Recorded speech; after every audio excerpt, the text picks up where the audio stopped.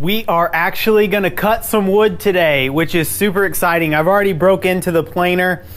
I've surfaced both sides of these 2x4s and these 2x6s. I'm gonna take a little bit more off of each one just to get them all to a uniform thickness and get rid of that rounded edge because we want it to be pretty square.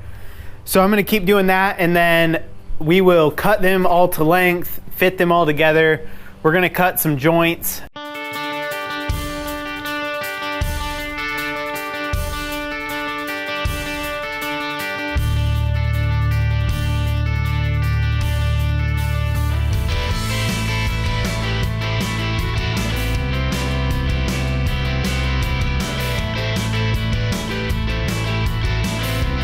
Katie came out here and helped me finish up the main wood for the frame, and basically what I did is I planed down the wide sides to just get them smooth, and then we ran both sides through the table saw to straighten out the edge and make them a perfect 90 degree. So those look great.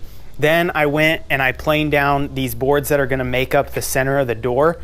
They were a little bit thicker than I would want because what I'm going to do is I'm going to cut essentially a little channel in the side of the tall posts so that they fit inside of there, and it'll keep the door a little bit stronger. Now, the design for this door would not work if it was on hinges on the side, but because it's being supported from both ends, I don't need a whole lot of support. You know, it just has to stay together.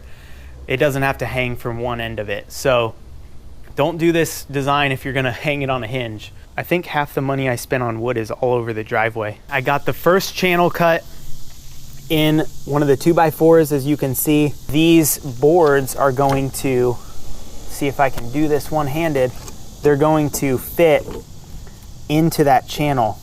See how they fit down in there? And that'll give a nice glue joint where these will be strong for a long time.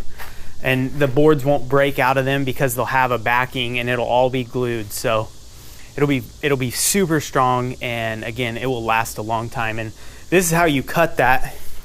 You have special blades that you get, and you stack 2 blades on the outside, and then there's these chipper teeth in the middle. There's just 2 per thing, and so I have 3 of them in there. So pretty cool. Someone thought this up, but it works super well. If you don't have a Dadu blade set like that, you can do the same thing. You just have to run the same board through the table saw a lot of times and just change the width each time, and it'll make the cut. It just takes longer. Whew. I am so glad that was done. As cool as it is to cut grooves, dados in wood, it is like one of my least favorite things to do because you have so many blades spinning, and I'm just afraid that they're gonna fall off and then fling out of the saw and kill me. But I've never had that happen. I've literally never hurt myself while woodworking, so I don't know why I'm afraid. But anyways, I got them all cut. This one has it cut on both sides because this is gonna be the middle piece. These 2 pieces are gonna be the runners up and down each side, and then these 2 are gonna be the top and the bottom, and so I'm gonna fit them together. This is gonna be one of the side rails, and it needs to be 84.5 inches, but when you plane a board, you might not be able to see this, but it puts a little bit of a bump about 2 to 3 inches from the end, and so it's very important to cut that off. So I'm gonna cut off this end and then measure 84.5 inches and use the center section of the board. If I just left that, it would probably be fine for this project, but for a project that's more detail oriented, like cabinets or coffee table, something like that, you definitely want to cut that chunk off. This, no one's really going to know, especially because we are painting it. That's why I bought really cheap wood, because we're going to paint it, and so you're not going to see the grain, you'll just see the knots, and so you'll be able to tell it's wood, but it won't look any different than if I bought expensive oak or a hardwood. I got the rest of those joints cut, and I've got somewhat of the frame laid out. This is not glued together, it's just for me to test fit everything.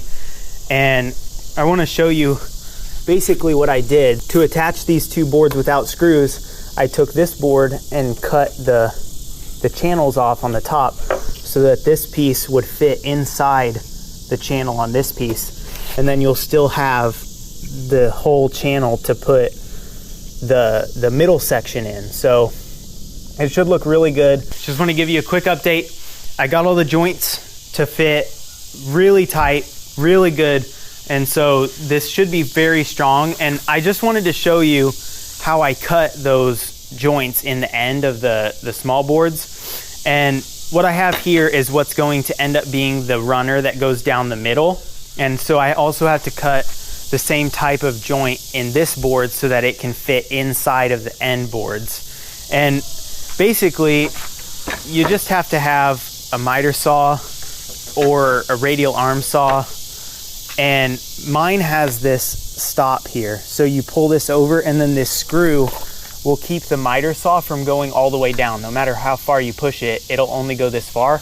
And then you set it to the right depth you want, and then you just slide it across. And now, if you use a miter saw like this, you're gonna have to take multiple passes because you can only stack one blade in a saw like this. I have a radial arm saw in the back of the garage, but I've never used it before, and I just wanted to cut these few joints, and so this is pretty easy. But with a radial arm saw, you can actually take the dado stack out of here and put it in the radial, and then you can cut these in one pass and it'll be super smooth. I don't have an example to show you, but it doesn't cut the bottom super smooth when you do it this way because this is just not an exact piece of machinery. So you have to take a chisel and just flatten it out. It doesn't take all that long, but that's a way to do it. Most miter saws have a feature like this. Not all of them, but most of them do. This is what it looks like when you just use a single blade and go over it a bunch of times. So you have to take a chisel and just clean it out. Whereas you guys saw earlier, when you shoot it with a dado stack, it's super smooth. And so you don't have to clean it out with a chisel after that. But it does take quite a bit longer to set up a dado stack, and for these few joints, it's probably not worth it. If I was doing like 12 of these doors, of course I would set it up with a stop and I could just do them really quick. But for this, just multiple passes works great. All right guys, I got the centerpiece finished and cut, and it is in there. The joints match up nice and good, and it's not centered, so if it looks off in the picture, just know it will be dead center. But yeah, looks great. We're gonna put those, again, those boards in here at an angle going up through the middle, and then we will hang this thing on the wall and it will slide. So I'm super happy with the way it's turning out so far. I am gonna go ahead and call it a night right here though, because it's getting dark, and when it's dark you make mistakes and you cut fingers, and I don't want to do that. So we're gonna end the video right here. Tomorrow though, I will finish and I will put the pieces in there. We'll glue it all together and clamp it up, and then hopefully Thursday it'll be dry, we can paint. Maybe even Friday we can hang it up. So super exciting, can't wait to get this done. It's one of the last big projects for the bedroom. Actually, it is the last big project for the bedroom. The only other thing I'm gonna build for the bedroom is another nightstand for Katie's side, but we won't do that until we're done with the rest of the house, because that can be a anytime thing. So hope you guys like this video. It was kind of rushed because I didn't have a whole lot of time, but I hope it was helpful for you guys. And if you have any questions about how I did something, definitely leave them in the comments, and then when I make tomorrow's video, I will answer those questions. So be sure to give this video a big like and subscribe if you haven't already, because we put out new videos almost every day, and I'd hate for you to miss one in case I don't share it on Facebook. So see you guys later. Hope you guys have a great night.